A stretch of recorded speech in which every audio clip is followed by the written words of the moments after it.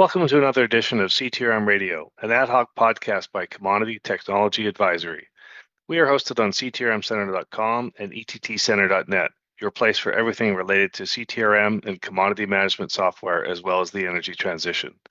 My name is Kevin Mossop, an affiliate advisor with Comtech Advisory. On today's podcast, I'll be speaking with Ankit Shrivastava, who is an associate director at Value Creed, focused on the North American energy market. On today's episode, we'll be discussing the expansion of the Canadian energy market beyond the US into the global energy market. Okay, today I'm joined by Ankit Srivastava with Value Creed.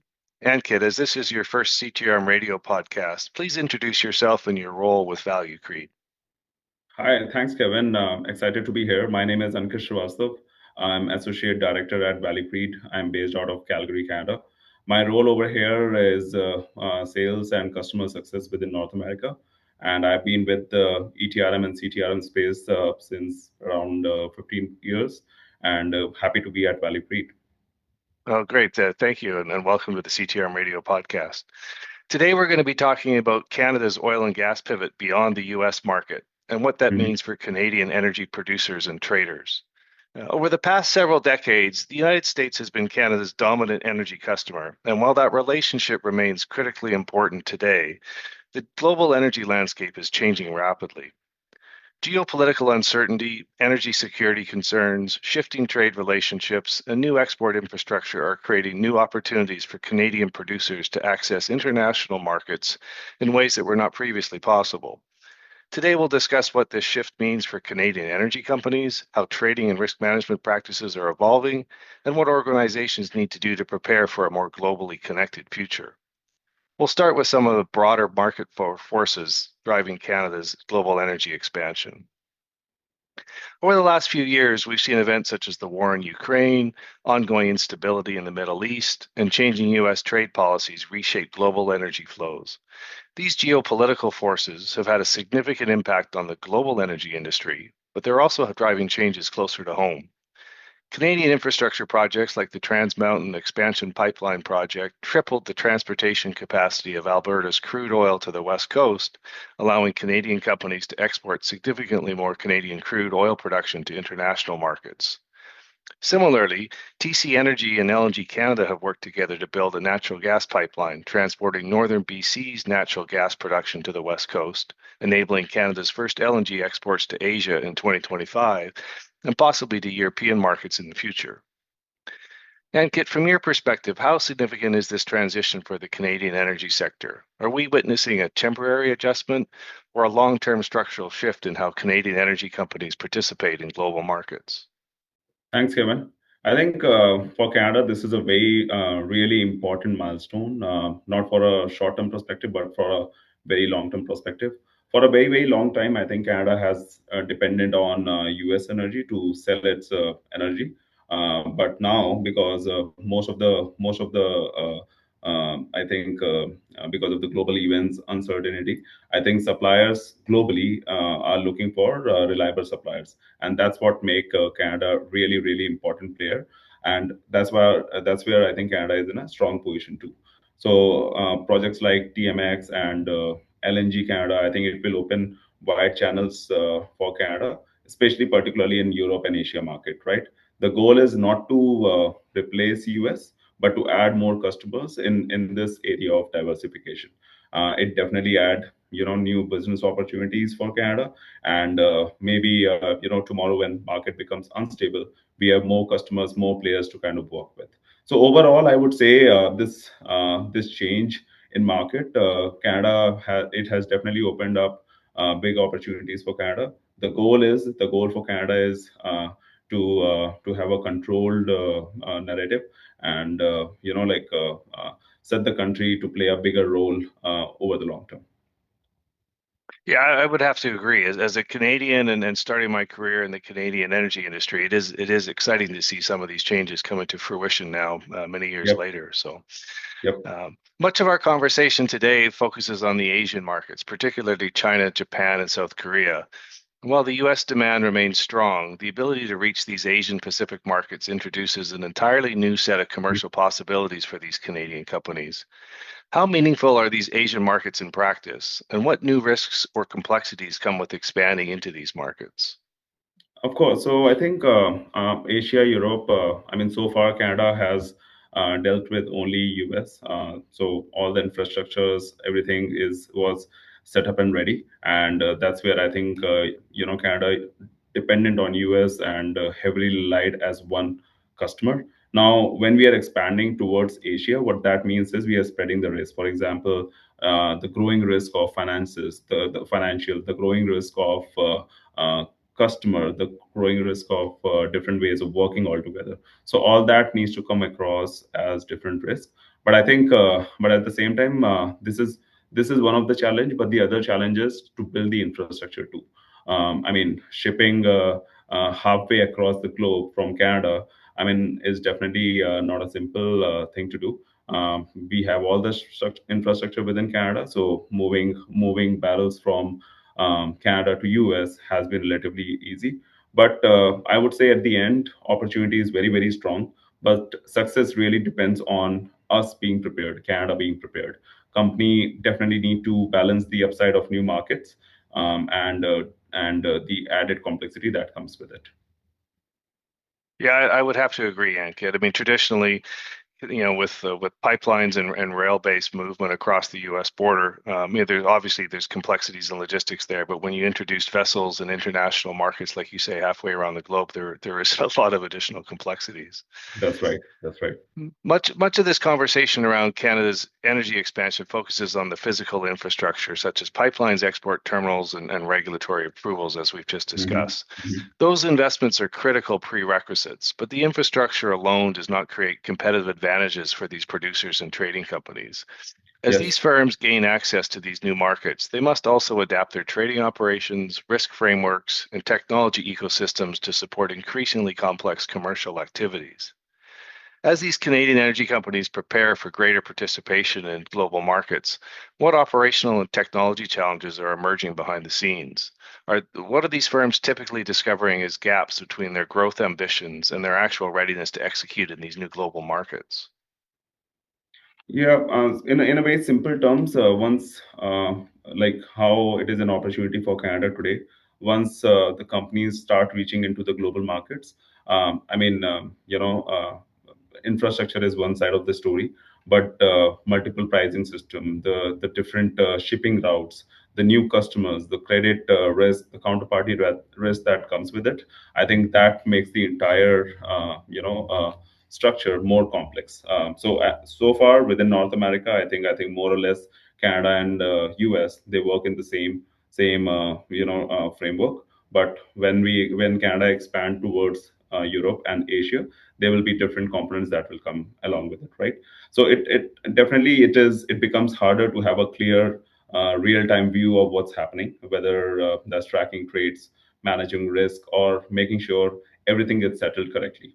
And data also becomes a very very wide issue when you're dealing with one transactions. I mean, definitely it is easy to solve, but having like more touch points because you're moving the barrels from across halfway of the globe, so there will be like different touch points. How that transaction is getting completed within the system is definitely a goal to be accomplished. I mean, as of now, the companies are I think built to be set up for a single and not too complex systems. But as we grow into different complexity, different markets, this will become complex. The data will become complex, and functionality within the system will also become complex. Yeah, I would have to agree. I mean, it's obvious there's different currencies and pricing models involved, but there's also regulatory frameworks and some of these long-term agreements with some of these overseas counterparties. Yes, I From think the goal is, I mean, to start preparing early, right? By improving their processes, by standardizing their data, standardizing their processes, keeping everything intact. I think that is the goal. And it's not that big players will only win. I think any company who is ready, I think they will surely win this opportunity. So, from Value Creed's perspective, are you seeing these organizations evaluating whether their existing operating models are equipped to support this next phase of international expansion? Yes, a big part of Valley Creed work is helping our clients look how they operate today. So defining their current system, especially the systems and processes they use to manage trading and transactions. Right. In many cases, these setups would look well in the past. They would have worked pretty well, but as soon as you start evolving into complexities like different going global, they start to show gaps as big business becomes more complex. Right now, as Valley Creed, we help identify these gaps to these clients at an early stage. We start working on their current process, and we define a roadmap where do you want to go. So future processes, how they will look like, and what is the success criteria. So we identify the gaps, and we make sure that we take every step of the way in order to mitigate the gap, define the process, define change management, define the right technology that should be used, define anything that will make ETRM system work perfectly. We kind of layer the structuring around it. So overall, yes, there is a growing awareness that being ready operationally is just as important as having access to new markets. Yeah, I couldn't agree more. As these Canadian energy companies expand internationally, many of them are discovering their traditional systems and processes were designed for the simpler operating model, as we discussed. Hmm. Managing cargo-based exports, freight exposure, and multiple international pricing benchmarks, as well as international counterparty risk, creates new challenges. What are Yep. you seeing as the most common gaps between where these Canadian firms are today and what will be required to support a more globally connected trading operation? I would like to start with one of the biggest challenges that we are seeing is the visibility. Data is actually spread across different systems. I mean, there is not one system where all data is intact. So that is definitely a big visibility problem because there is no clear real-time picture of what's happening in the business, right? I mean, if you ask a trader, possibly they will only look at system that they are working on, but scheduling looks at it completely different, right? So there's no one I would say platform where all data can combine together. That is one part of the problem. Also, I mean, not in companies which are like big in size. Even with the companies smaller in size, there are a lot of manual processes, right? And these processes, they are not automated. It definitely increases the chance of errors and it creates the operational risk, especially as the volume grow, right? Now the new requirements when the area grows and when we are going to expand to Europe market, Asia market, then there is going to be new requirement, right? Where it's going to be reporting, tracking risk, or managing international deals. It's going to put extra pressure on the existing workflow, and teams are often stretching tools beyond what they were designed to handle. But that is where we specialize. That is where Value Creed specialize as having a global presence. We understand what risk comes with these complex scenarios, and how do we handle that. So many clients, the journey doesn't stop there. We continue to support them over time to make sure everything runs smoothly as their business grows. Yeah, I can certainly understand the manual process as being a concern, right? Not just because of an increase in the number of similar transactions, but more so because of the increase in complexity in trading Hmm. in these international markets. Yep. So every opportunity we've discussed today ultimately depends on execution. Entering Hmm. these new markets is not just a commercial decision; it requires systems, processes, governments, and risk frameworks that can support and scale with the business expansion. Yep. For organizations preparing for Canada's next phase of energy expansion, what does a Hmm. well-prepared company look like, and how is Value Create helping these clients get there? Of course. So a well-prepared company today is one that is built for flexibility and scale. What that means is having modern systems in place to manage trading and risk. They are upgraded to the latest version, and they are not just struggling to keep up the business, but also having strong, reliable data so that leaders can see what's happening in real time and make better decisions. Right. So just as important as that how organization operates, the key and the most successful companies are set up in a way that they allow themselves to adapt quickly as the market change instead of being locked into some rigid processes, some manual processes, right? So at Valley Creed, we definitely help our existing clients or to be clients in future get there in few ways, right? So we have certain ways. We have accelerators, we have predefined catalogs, we have these scenarios outlined already in our documentation, where when we approach a client and understand the requirements, we kind of already have a catalog to prepare well for them. So we look at their business goals, what their current setup may fall short of, and then we help implement the right improvements, whether that's upgrading system, improving processes, or it could be anything, right? So we also bring our in-house tools and accelerators that help speed things up so companies can modernize faster, taking on unnecessary risks. So, we're starting to see some exciting, long anticipated changes in the Canadian energy industry and new opportunities for these Canadian producers and trading companies. Please provide your closing thoughts on these new developments.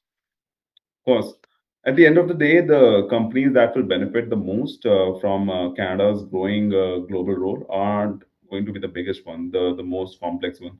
They are the ones preparing now. The opportunity is clearly there. Canada has a lot of new vision, new trademark coming up, and but capturing it comes down to being ready, right? So with the right people, the right processes, the right team, the right structure, the right technology in place, and something that we have experience on. I think that is something, if that is in place, it will take a long way. Well, Ankit, I appreciate your insights into the changing Canadian energy markets. We'll continue to monitor these changes and opportunities for Canadian energy companies in the future. Thank you for your time today. Thank you, Kevin. Thanks a lot for your time. Appreciate it.